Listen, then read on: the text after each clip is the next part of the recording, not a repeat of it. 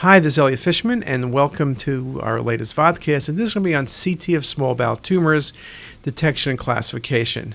I think the most critical thing to doing a successful CT examination is in the prep. If you want to be able to detect tumors when they're small, you need to be really importantly watching the oral contrast and the intravenous contrast. If I'm looking for small bowel tumor, ideally, I like water as a contrast agent. 1,000 cc's given over about 30 minutes. And then IV contrast is critical. Injection rate, 5 cc's a second or so, depending on patient's renal function, whether using Omnipaque or Visipaque. Usually 100 to 120 cc's max will work depending on patient size. Now, people have written articles using Volumen. Volumen brings fluid into bowel, so theoretically would be ideal. In a sense, it creates diarrhea, so the bowel is fluid filled. Our success with Volumen hasn't been any better than with water. Volumen is fairly expensive. Some patients don't tolerate it very well. There are a number of protocols online, 2 or 3 bottles of Volumen with a certain sequence. Here's a protocol where there's 3 bottles of Volumen and water, and you wait about 60 minutes total. We've been using 2 bottles of Volumen with a 30-minute wait. So that can be another technique, but I think you really have to see what works best for you. When you do evaluation of the small bowel, it's often defined as CT enterography. Good article by Elsays really goes through this, and it's worthwhile reading. Now, when you think about applications, there are many applications, from looking at Crohn's disease or following Crohn's disease to evaluating for suspected GI bleed or mesenteric ischemia. The one we're going to focus on in this lecture is looking at small bowel tumors. Now, as I mentioned, ideally, if I'm looking for tumors, I will do dual phase imaging. I don't do non-contrast, and I don't do delayed phase imaging. I use thin section CT because I want to do reconstructions. So 0.75 millimeter thick sections every 0.5 millimeters, whether it's 64 slice or beyond. So whether I'm doing it on a 64 slice scanner or I'm doing it on a dual source scanner, those same parameters work very nicely. It's critical to remember that when you're evaluating for small bowel tumors or the small bowel in general, be it inflammatory or ischemia, axials are the first step, but then multiplanar, particularly coronals, curved planars occasionally, but surely volume rendering and MIP images become very critical. If I showed you this case, and I know where the lesion is, so I stopped perfectly to show you the lesion, but you can see something on the duodenum second portion. But if I go from the 2D to the 3D, look how much better you can see that 1 centimeter enhancing lesion, which was a duodenal carcinoid tumor. Very nicely seen, very subtle but easy to see. Or in this example, you can see the patient's lesion on the coronal view, very nicely defined. Look how easy it would be to miss that lesion. It's all of a little bit more than a centimeter, but it becomes very obvious when you look at the right plane, and the coronal plane was for this plaque-like lesion. The whole issue, interestingly, about coronal imaging, for surgeons, this article made the point that they love coronal imaging. 3 out of 4 surgeons prefer it to axial imaging. So it's not just a radiologist's perspective, but it's a surgeon's perspective as well. Now, when we look for small bowel tumors and you look at presentation, one of the most common presentations would be bowel obstruction, though one would have to admit small bowel tumors are a small cause of small bowel obstruction. When you look at the specific numbers, the majority are adhesions, and neoplasms are under 5%. When you look at the findings in bowel obstruction, those findings, regardless in most cases of the cause, can be very similar. We talk about wall thickening. We talk about abnormal wall enhancement, though that's probably more common in patients with ischemic bowel, but you can have increased or decreased enhancement. We talk about positioning of the bowel, and that's when we're looking for internal hernias. Occasionally, small bowel tumors can be lead points and lead to intussusceptions, which can lead to malposition of bowel, but something you always look at. And of course, mesenteric fat, many tumors will have associated inflammation nearby or have disease in the mesentery, like adenopathy. When bowel loops are over 2.5 centimeters, we consider them distended, and we look for transition points. The Feces Sign is one transition point where you see air bubbles and intestinal content proximal to the site of obstruction, and you could really follow that nicely in many cases, and it's really one of the very good signs in looking at small bowel obstruction. We also look at small bowel wall thickening, as we commented, but also transitions. So in this case, dilated small bowel, you can see fluid in the proximal dilated bowel. Then you see the Feces Sign in the more distal small bowel. You follow it to the right lower quadrant. You see there's a transition point. You don't see a mass. That was due to adhesions, small bowel obstruction. And so whether it's adhesions or a tumor, the same principles apply of looking at things in 3 dimensions and looking for transition points. So now with small bowel tumors, less than 5% of GI tract tumors with a variable clinical presentation. They're often difficult to diagnose. The average time from presentation to diagnosis is 6 to 18 months with small bowel tumors. When you look at small bowel tumors, they're becoming more frequent. Incidence of small bowel cancer has increased over the past several decades, with a 4-fold increase in just carcinoid tumors. And in fact, when you run the numbers, depending on the series you look at, Adenocarcinoma or Carcinoid are going to be the most common small bowel tumor. Lymphoma and sarcomas kind of bring up the rear. When we talk about small bowel tumors, we can divide them into primary tumors like adenocarcinoma, lymphoma, or metastasis. And we are seeing more metastasis these days as patients live longer with better chemotherapy. So one of the things you always need to think about in patients with known tumors or prior tumors with treatment is, could this be metastatic? So let's start with adenocarcinoma. What do we see? Diffuse infiltration, and we could see polypoid masses or a constricting lesion or a large ulcerating lesion, kind of the same description you would have in some sense with an upper GI series. Adenocarcinomas are more common proximally than distally, and they are associated with certain syndromes: Crohn's disease, celiac disease, sprue, familial polyposis are all things that have increased incidence of adenocarcinoma. There's also an increased risk in patients with Crohn's disease and patients who eat certain diets. Smoked or cured foods may increase a person's risk of small bowel tumors. In terms of presentation, look at the presentation. It's very variable. Pain, nausea, vomiting, weight loss, GI bleeding, lack of reliable clinical findings. It's just not one of those things where the clinical presentation is so easy. Vague abdominal pain, a range of symptoms. Maybe you're thinking about pancreas tumors or liver tumors or just inflammatory bowel disease or ischemic bowel disease or GI tract infection. Very, very hard to be certain.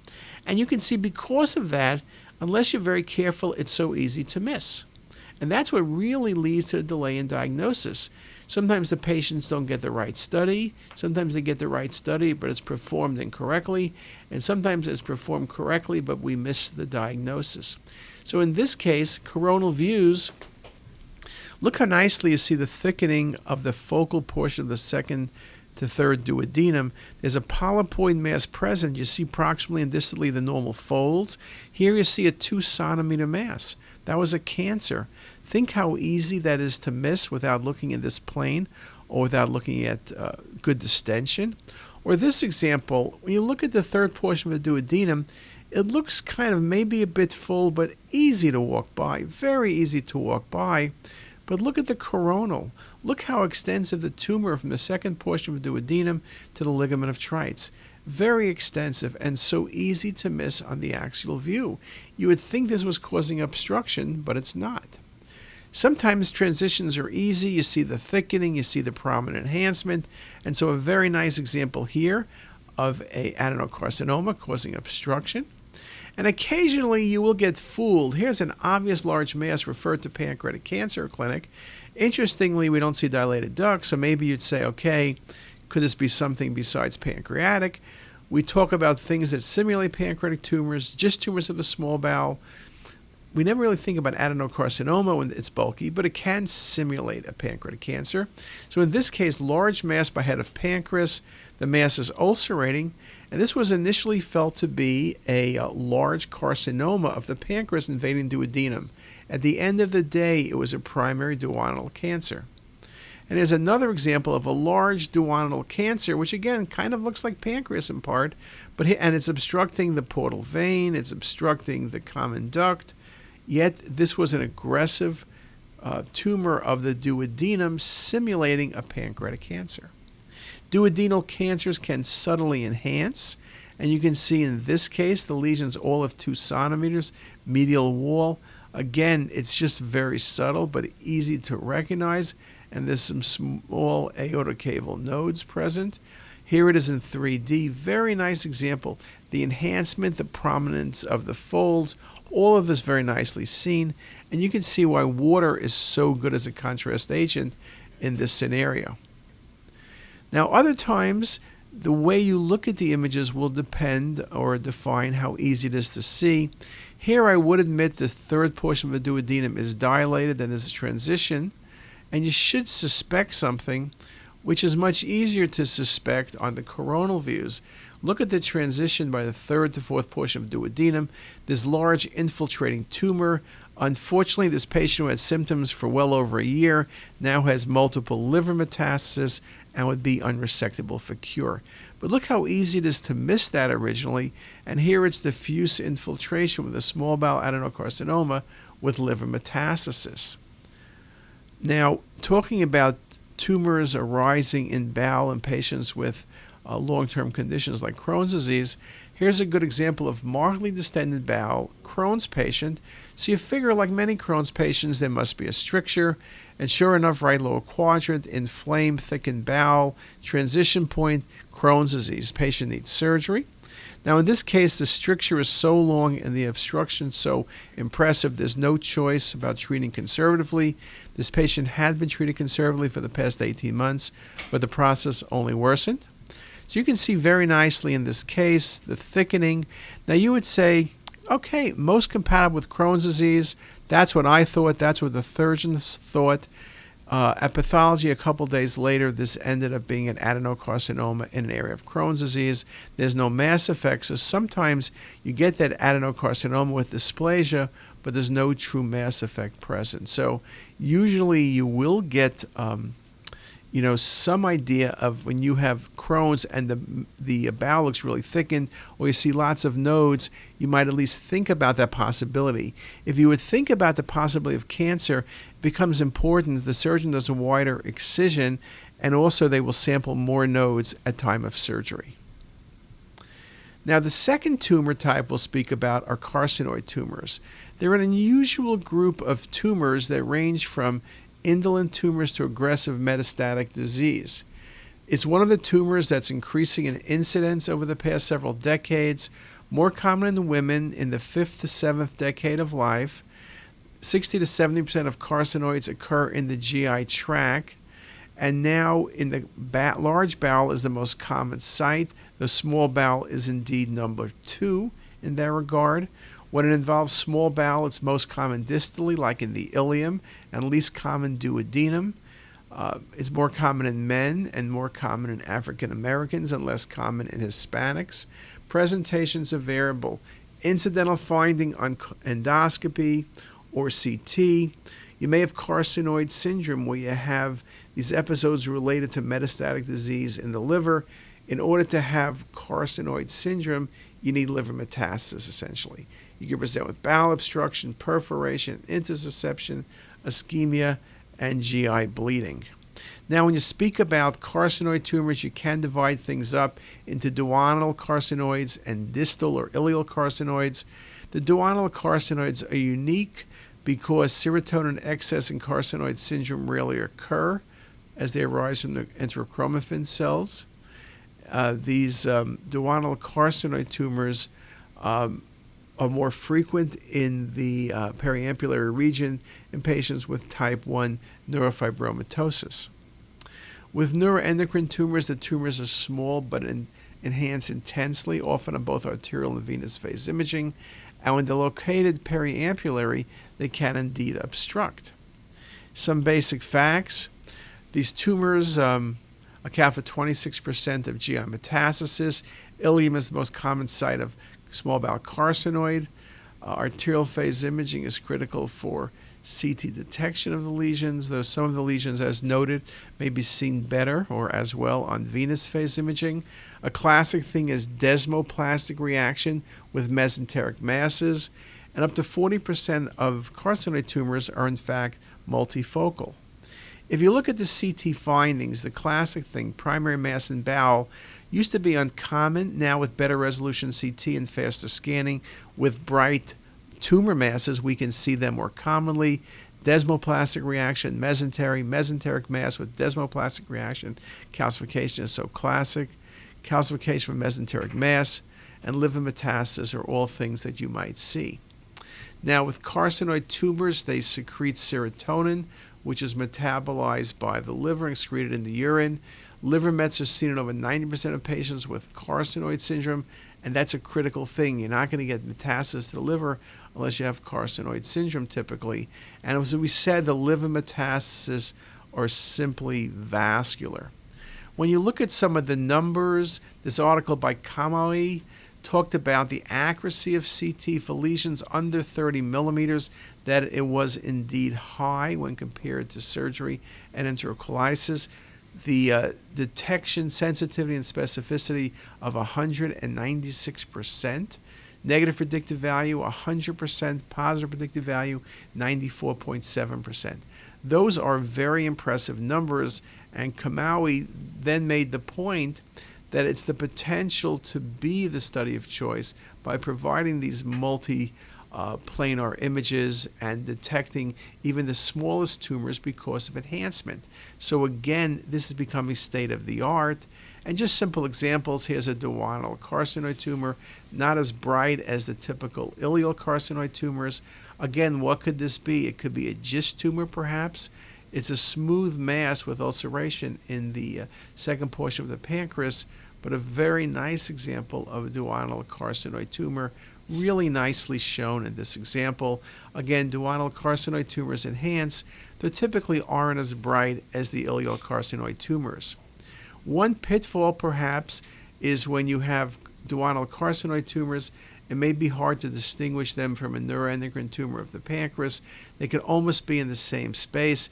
Here, this looks all the world like a pancreatic neuroendocrine tumor, and in fact, it was a duodenal carcinoid tumor, and you can see it here in 3D. So it can be very difficult. I mentioned the accuracy of CT, and you could say, wow, the high 90% range, is that too much? Well, it's how well you do the study. You look at this example, look at the fourth portion of duodenum. At first glance, you see nothing. Then you put a circle there, and you say, wait a second, I see something there. Then you do coronal views, and you really see something there. So you can see very nicely, this is under a 1 centimeter vascular lesion, but it's easy to recognize. And this was indeed a carcinoid tumor. But think how easy it is to overlook unless you're very careful with technique. Now, a couple other things with carcinoid tumors, they're often multiple. Here's a patient, when you look at the small bowel, it looks like multiple vascular lesions in the distal ileum, which is in fact easier to see on the volume rendered 3D imaging. And when you take it one step further on the MIP imaging, look how obvious it becomes. And this patient has extensive disease. Patients with carcinoid tumors can get extensive disease, and that indeed is very, very common. Now, in terms of looking at different carcinoid tumors, we also talk about the ileal carcinoid. As I mentioned to you, these are typically very, very vascular and classic location. Terminal ileum by the ileocecal valve, shown nicely here, and then very nicely shown on the coronal display. And you can see this case also has the mesenteric mass present. It's very common to see both findings. Here you can see the patient's SMA is encased with desmoplastic reaction. Both the primary tumor and the tumor in the small bowel and mesentery do enhance. Or in this example, look at the mass in the mesentery. It's enhancing, it's encasing the venous structures and encasing the arterial structures. You can see that desmoplastic reaction with the multiple collateral vessels, even better seen on the MIP imaging. So mass in the mesentery, desmoplastic reaction, calcification, you got to think carcinoid. Other things, this could be sclerosing mesenteritis, some nodes from another process, maybe an infectious process. But when you have the vessel encasement and narrowing, SMV, SMA, and you have this mass, and it has a desmoplastic reaction, and it's vascular, it's going to be carcinoid tumor. Just a beautiful example. I mentioned before with carcinoid, liver metastases are common. They're usually hypervascular. And in that scenario, you better be thinking about metastatic carcinoid tumor. Beautiful example of a mass in the root of the mesentery with multiple liver metastases present. Not a very long and difficult differential diagnosis. So I've covered carcinoid tumors, and we've covered them in detail.